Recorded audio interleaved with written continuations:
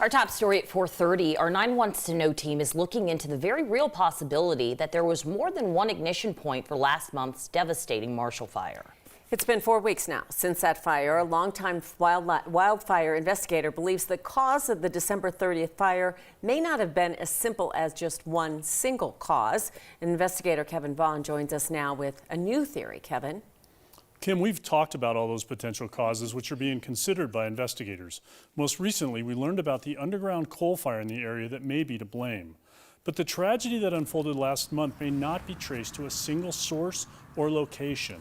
An expert we consulted examined a satellite photo of the burn patterns in the area where the Marshall Fire started and identified 3 distinct potential ignition points. And she believes it's possible the underground coal fire, arcing power lines, and fire burning on a religious group's property may have all sparked fire when the wind did the rest.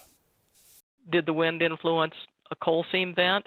Did it influence a burn pile that had been left burning from 3 days previous? And wind is very much a factor when it comes to power line fires. Now, we've seen multiple start points in destructive fires before. Investigators in California, for example, determined the Camp Fire had 2 origin sites, the main one along PG&E's transmission lines and a second one along distribution lines in a community outside Paradise. Fire investigators concluded that second fire was consumed by the first one.